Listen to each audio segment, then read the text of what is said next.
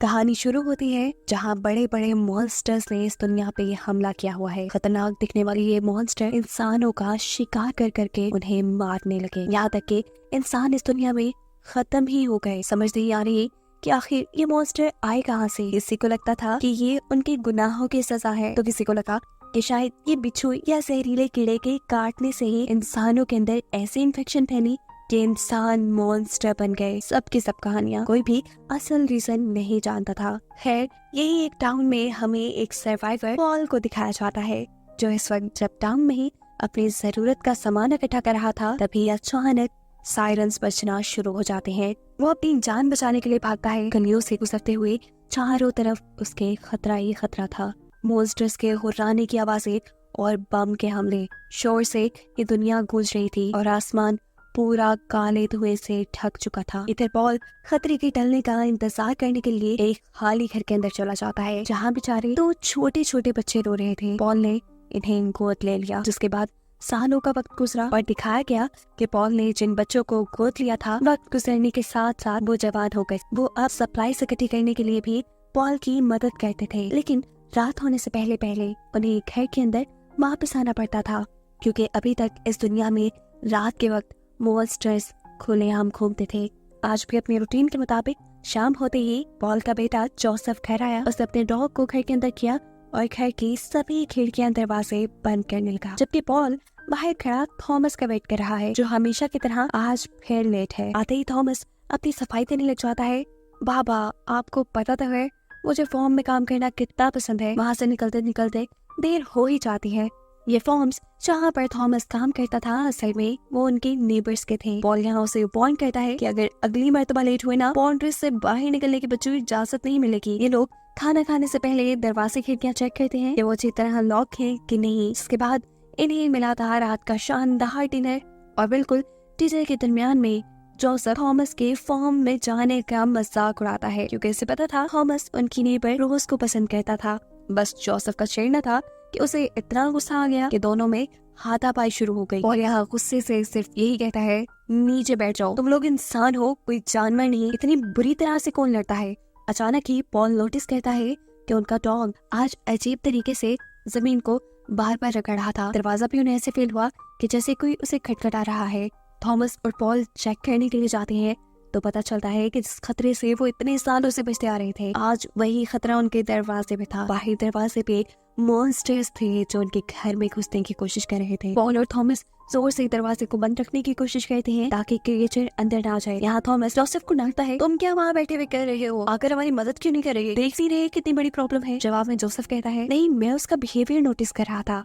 उसने पहली मर्तबा 20 सेकंड तक नॉक किया, दूसरी मर्तबा 10 सेकंड तक, और फिर आखिरी मर्तबा वो एक नॉक करके चला गया। जोसेफ का मानना था कि पहले 20 सेकंड तक जो क्रिएचर ने नॉक किया था, वो पहले दरवाजे को चेक कर रहा था। दूसरी मर्तबा 10 सेकंड के लिए जब उसने नॉक किया, तब उसकी पावर बहुत ज्यादा थी। ये शायद उसकी एक्चुअल अटेम्प्ट थी दरवाजा तोड़ने के लिए, लेकिन जब दरवाजा नहीं खुला तो आखिर में एग्जॉस्टेड होकर उसने एक नॉक की और वो यहाँ से चला गया। पॉल भी उसकी इन बातों को गौर से सुनता है। खैर, अब सुबह हो जाती है। खतरा फिलहाल के लिए उनके ऊपर से टल गया था। बाहर जाकर पॉल दरवाजे पे क्रिएचर के नाखूनों के निशान देखता है। पूरा दिन काम में गुजर जाता है। पॉल नोटिस कहता है कि थॉमस ने तो आज बहुत काम किया था, लेकिन जोसेफ पूरा दिन घर से ही नहीं निकला। वो जब जाके उसे चेक करता है तो जोसेफ एक कार बनाने की कोशिश कर रहा था। पॉल के अंदर जाने पर वो उसे देखकर कहता है, मैं तंग आ गया हूँ रोज रोज इस डरी हुई जिंदगी से।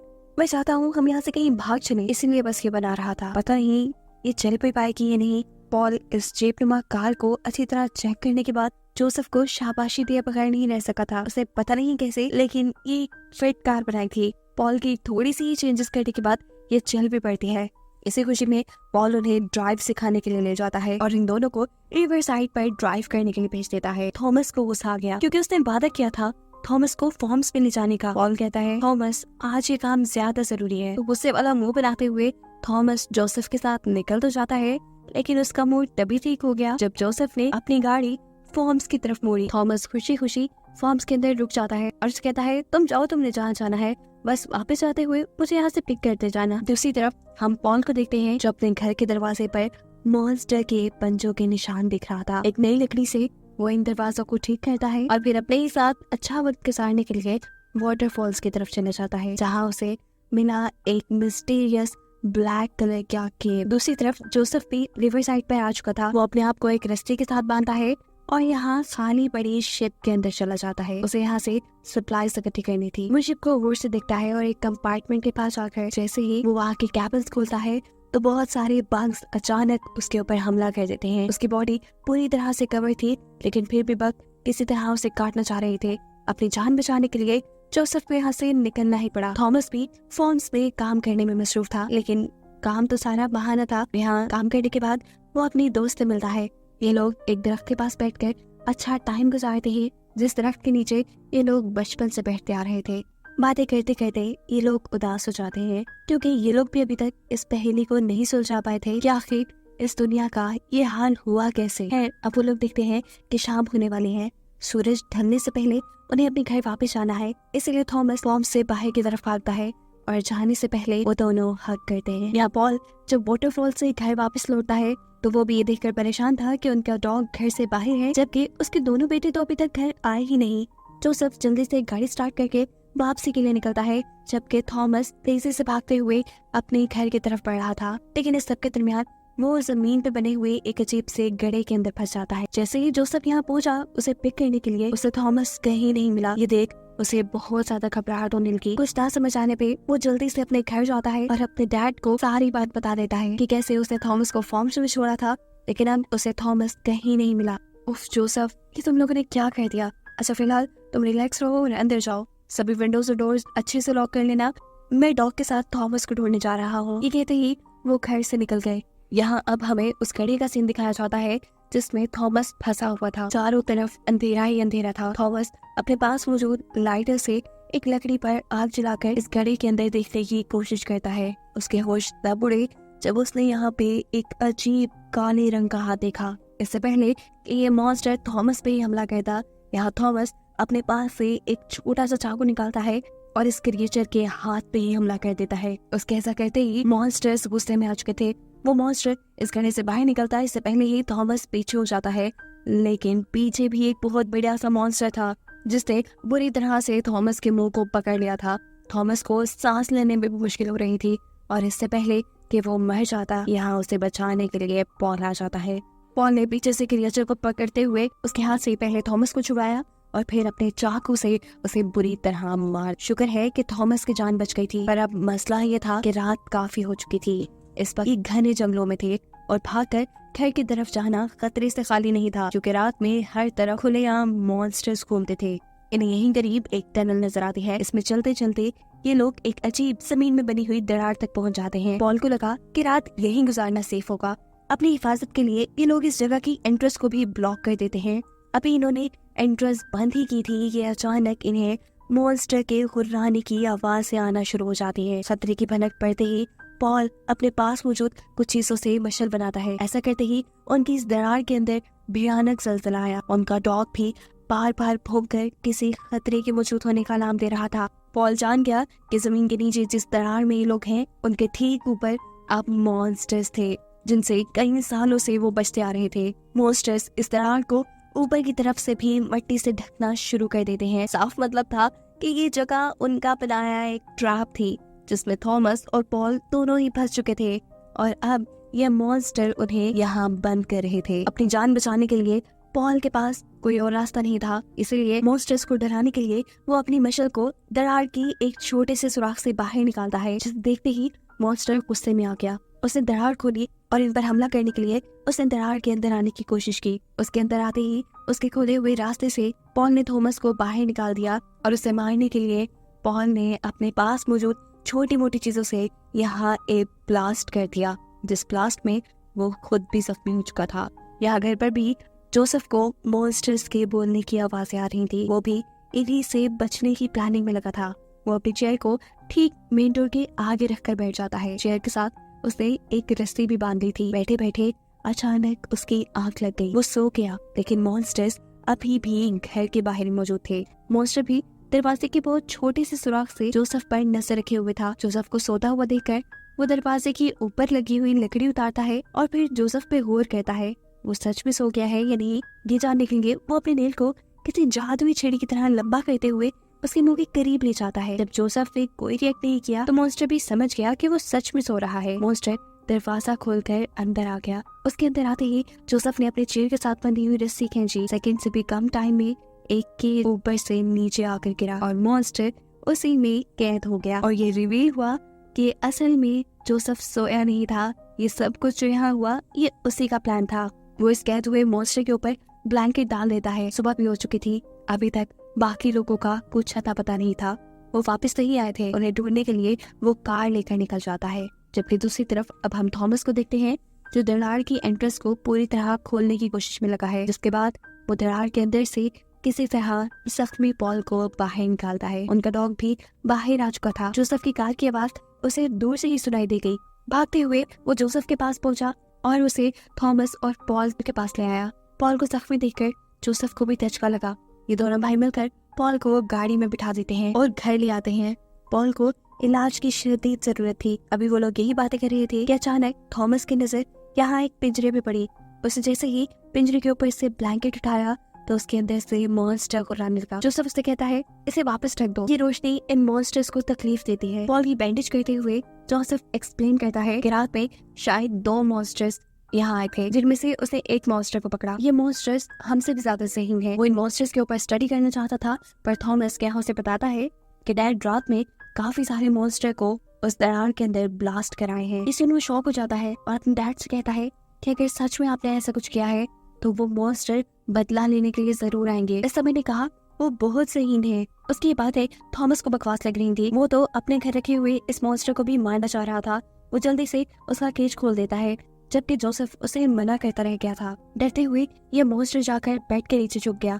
मॉन्स्टर को देखकर उनका डॉग बार बार भौंक रहा था। उसकी आवाज़ें सुनकर मॉन्स्टर का भी बिहेवियर एकदम से चेंज हुआ। ये डरने वाला मॉन्स्टर एकदम से ऐसा बहादुर हो गया जैसे कोई शेर और अब वो हमला करने के लिए थॉमस और जोसेफ की तरफ बढ़ा। इसके हमले से बचने के लिए जोसेफ ने उसे अपनी स्टिक से दूर रखने की कोशिश की और एक भी सेकंड ना जाया करते हुए थॉमस ने अपने एक्स से उसकी जिस्म से उसकी गर्दन ही अलग कर दी। फाइनली ये भी मर चुका था लेकिन जोसेफ उसके ऊपर स्टडी करना चाहता था, इसीलिए वो मरे हुए इस मॉन्स्टर को ही उठाकर अपनी बेसमेंट में ले जाता है। उसने मॉन्स्टर को स्टडी करने के लिए बहुत ज्यादा कट्स लगाए लेकिन उसे अभी भी नहीं समझ आ रही थी कि आखिर मॉन्स्टर है कैसा। वो इंसानों की तरह है या किसी जानवर की तरह, उसे अभी तक कुछ समझ नहीं आई। यही सारे काम करते हुए उसके पास थॉमस आया। असल में वो चाहता था कि ये लोग पॉल को रोज के घर ले जाए। उनके पास क्योंकि बहुत सारे फॉर्म्स थे, एक अच्छा बेहतर घर था जिसके इर्द गिर्द बाड़ भी लगी थी। वो लोग वहाँ पर मॉन्स्टर्स से सेफ भी रहते और उन्हें वहाँ पर पॉल के लिए मेडिसिन भी मिल जाती। पर जोसेफ का ख्याल था कि उनके नेबर्स उनकी मदद नहीं करेंगे। लेकिन फिर थॉमस की जिद करने पे ये लोग पॉल को अपनी कार में बिठाते हैं और ले जाते हैं उनके घर, जहाँ बिल्कुल जोसेफ के कहने के मुताबिक उन्होंने इनकी मदद करने से इनकार कर दिया था, ये कहते हुए कि उनके पास ना तो ज्यादा मेडिसिन है और ना ही ज्यादा सप्लाईज कि ये लोग 3 लोगों को अपने घर रख पाए। घर के ओनर यानी रोज के डैड कहते हैं हाँ अगर थॉमस यहाँ रहना चाहे तो वो रह सकता है क्योंकि वो हर रोज फॉर्म्स में काम करने के लिए उनकी बहुत मदद किया करता था। उनकी ये बात सुनने के बाद जोसेफ वापस जाने के लिए मुड़ गया। थॉमस ने उसका पीछा किया लेकिन यहाँ पर वो बहुत ज्यादा गुस्से में था। गुस्से में वो थॉमस को उल्टी सीधी बातें कह जाता है कि तुम ही हो जो डैड को मौत के मुंह तक ले गए, चले जाओ यहाँ से। उसकी बातों से थॉमस को भी गुस्सा आ गया और यहाँ इन दोनों के दरमियान में एक मरतबा फिर हाथापाई शुरू हो गई। थॉमस जोसेफ को मार रहा था लेकिन फिर जब उसे रियलाइज हुआ कि वो गलत कर रहा है तो वो खुद ही से उठ खड़ा हुआ। जोसेफ उठा, वापस आकर उसने अपनी कार चलाई और अपने बेहोश हुए डैड यानी पॉल को लेकर यहाँ से निकल गया, जबकि थॉमस यही रोज की फैमिली के पास ही रह गया। यहाँ थॉमस को खाने के लिए अच्छा खाना मिलता है और रोज उसे अपने रूम में ले जाती है। यहाँ जोसेफ जो पॉल को घर लेके आ रहा था, रास्ते में उसने नोटिस किया कि जानवर बहुत तेजी से भाग रहे थे। इसका मतलब था कि क्रिएचर्स जमीन के नीचे मूव कर रहे हैं। वो जैसे ही घर के पास आता है तो उसे अपने घर के करीब एक दरार नजर आई। वो समझ गया था कि ये दरार इन्हीं क्रिएचर्स उन्हीं मॉन्स्टर्स ने बनाई है। यानी उसकी सोच बिल्कुल ठीक थी। ये मॉन्स्टर्स बदला लेने के लिए यहाँ पे आए थे और अब उसे भी जंग के लिए तैयार रहना था। वो सबसे पहले पॉल को एक सेफ जगह पर ले जाता है और फिर अपने घर की ऊट पटांग चीजों को इकट्ठा करते हुए एक नया प्लान तैयार करना शुरू कर देता है। उसने घर के सभी खिड़की दरवाजे बंद करना शुरू किए और जब वो चल रहा था तो अचानक चलते हुए ही वो घर के अंदर ही जमीन में बने गड्ढे में धंस गया। जोसेफ समझ गया कि वो मॉन्स्टर्स पहले से ही इस गड्ढे के जरिए जमीन के नीचे से एक टनल बनाते हुए उनके घर पहुंच गए हैं। दूसरी तरफ रोज के घर हम देखते हैं कि थॉमस उनके किचन की तलाशी ले रहा था, जहाँ उसके पीछे रोज आ जाती है। वो यहाँ रोज को एक्सप्लेन करता है कि वो चोर नहीं है, बस वो अपने डैड के लिए परेशान है और उनके लिए मेडिसिन ढूंढ रहा है। उसकी परेशानी को देखते हुए रोज उसे मेडिसिन दे देती है। थॉमस उससे शुक्रिया करते हुए उसे गले लगाता है और यहाँ से बाहर निकल जाता है, ये वादा करते हुए कि वो वापस जरूर आएगा। उनकी ये सारी बातें रोज के एक सर्वेंट ने सुन ली थी। वो बाहर आते ही थॉमस के ऊपर गन तान देता है। वो उसे एक चोर कह रहा था, लेकिन थॉमस एक्सप्लेन करने की सबको कोशिश करता है कि नहीं, उसे ये मेडिसिन खुद रोज ने दी है, उसने कुछ चोरी नहीं किया। लेकिन यहाँ कोई भी उसकी बात सुनने को तैयार नहीं। ये लोग उसे यहाँ खड़े खड़े शूट भी कर सकते थे, लेकिन ये सभी सर्वेंट थॉमस को उठाकर अपने एक बार रूम में ले जाते हैं और वहाँ जाकर म्यूजिक ऑन कर देते हैं।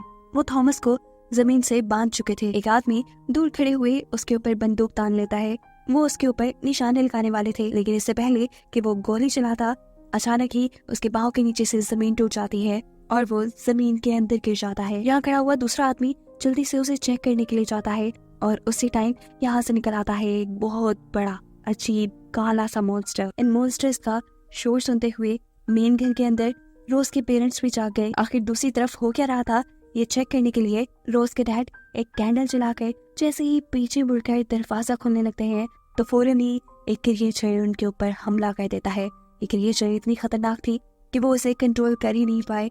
उनके हाथ में मौजूद कैंडल भी वहां गिर गई, जिससे पर्दे जल गए। इस रोशनी को देखते हुए मॉन्स्टर ने इस आदमी को छोड़ दिया और रोज की मॉम को पकड़ लिया। अपनी वाइफ को बचाने के लिए रोज के डैड इस मॉन्स्टर को पकड़कर पीछे की तरफ खींचते हैं और रोज की मॉम जल्दी से उठकर बाहर की तरफ भागती हैं रोज को ढूंढने के लिए। लेकिन इससे पहले कि ज्यादा दूर वो जा पाती, मॉन्स्टर उसे पकड़कर उसकी बॉडी में बुरी तरह स्टैब करते हुए उसे मार देता है। रोज को अपने रूम में ये आवाजें सुन रही थी।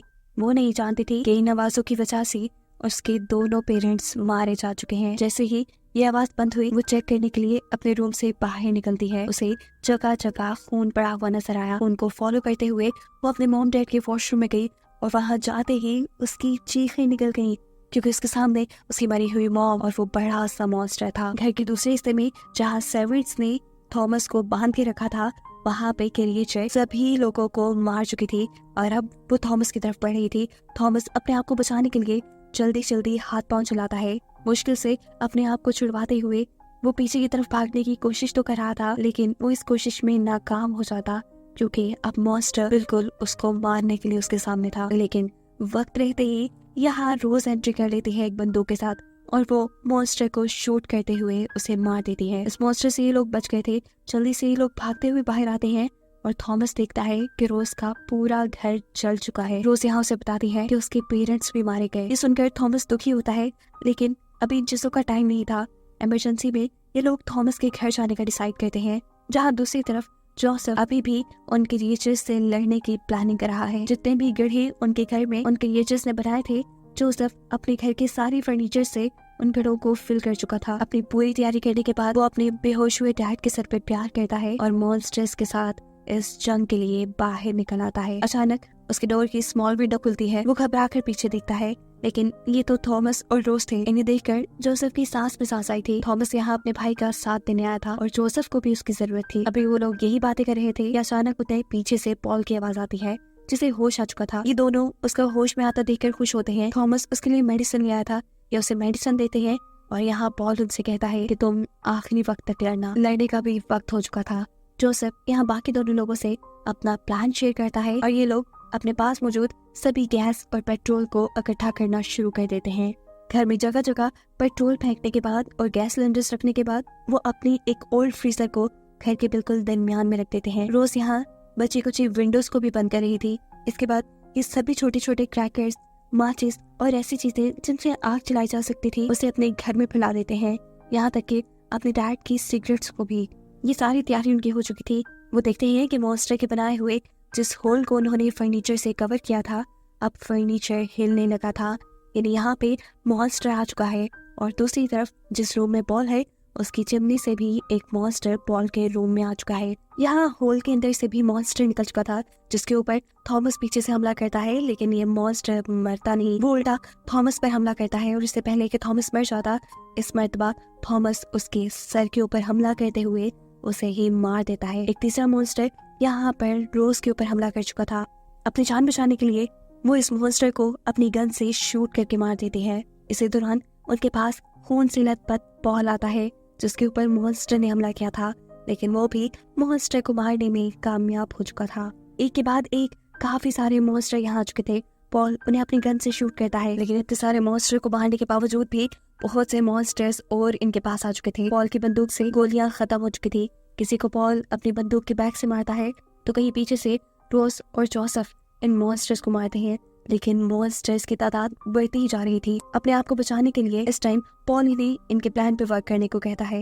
ये तीनों जाकर उस फ्रीजर में बैठ जाते हैं जिसे ये लोग घर के अंदर लेकर आए थे, जिसके बाद पॉल इस पूरे घर में आग लगा देता है। पूरे घर में लकड़ी का फर्नीचर और जगह जगह पेट्रोल होने की वजह से ये घर किसी बॉम्ब की तरह ब्लास्ट हुआ था, जिस ब्लास्ट में काफी सारे मॉन्स्टर्स मर गए थे। फ्रीजर काफी देर तक हिलता रहा और जब फ्रीजर रुका तो इन्हें लगा कि वहाँ थोड़ा सुकून होगा। ये लोग जल्दी से फ्रीजर से बाहर निकले और इन्होंने पॉल को ढूंढने की कोशिश की, जो वहाँ उन्हें नजर नहीं आया। यहाँ जोसेफ जैसे ही एक वुड का पीस उठाता है तो नीचे से एक मॉन्स्टर जो इस टाइम जल भी रहा था वो उसके ऊपर हमला करने की कोशिश करता है। अपने आप को बचाने के लिए ये लोग फौरन घर से बाहर आते हैं और कार में बैठकर कार के जरिए यहाँ से भागना शुरू कर देते हैं, लेकिन जले हुए मॉन्स्टर अपने आप को एक टायर की शक्ल में बनाते हुए इनके पीछे पीछे थे।